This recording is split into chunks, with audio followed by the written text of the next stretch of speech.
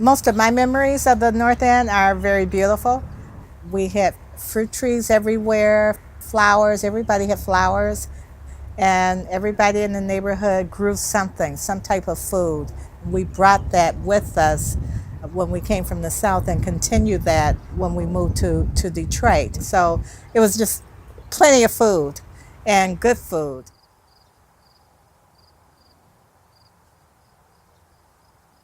In the city of Detroit, we're living on land that was occupied by indigenous people prior to the colonization by the French, some of whom did farming.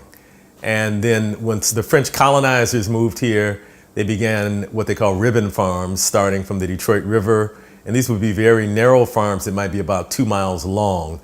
And then we had this huge influx of African Americans from the South and some poor whites who were coming from the South to work in the automobile factories in and around Detroit, and most of them brought their agricultural heritage with them. I come from a background where all of my relatives were farmers of some sort. My grandfather had his own little farm where they grew all of the food that we ate.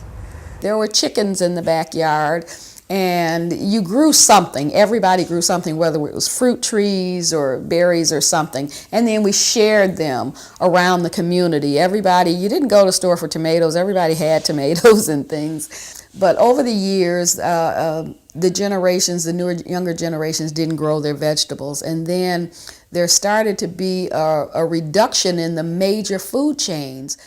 Oakland Avenue and the North End has been a predominantly black community for the last several decades. This is one of the areas that has been intentionally disinvested in.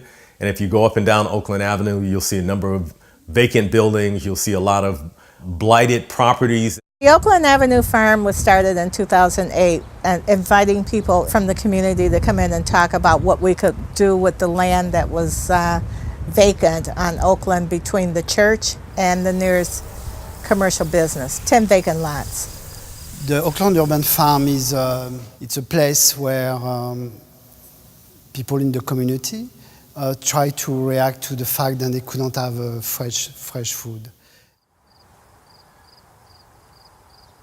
Oakland Avenue Urban Farm has a unique history. Reverend Bertha L. Carter, she is the founder of North End Christian CDC, and she began this program simply by providing food out the back of her truck. She would get food from Kroger to people in the community who were food insecure.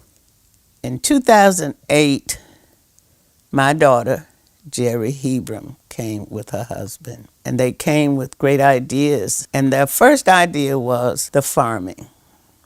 We invited the community to come in, and they had specific ideas about what food we would grow. In the North End, we look at foods that are culturally appropriate to the people who live in our community.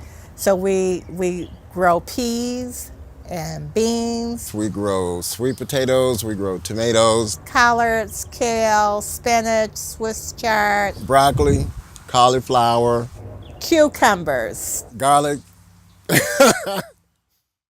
A lot of people have idealistic notions about farming, but farming is really both a science and an art. And so there's a tremendous amount of knowledge you have to really do it correctly and to make it profitable. Of course, we are grant funded currently, and grant funding is 80% of our funding source right now, but we are backing that out. We are trying to reverse that so that we are more sustainable, 80%, and maybe grant funded 20%.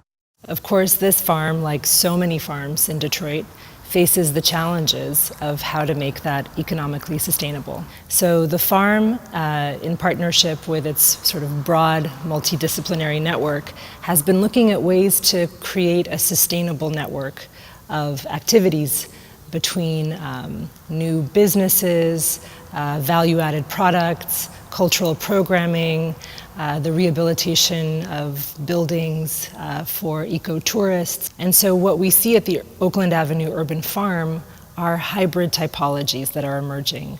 It's mixing agricultural landscape with cultural landscape, admitting that not everything needs to be productive to create value for community. And so part of what many of us are trying to do is make smaller economies, and not just economies, but smaller systems that are not so subject to fail and that are resilient, are sustainable, and put the health of the planet and the health of human beings in the forefront.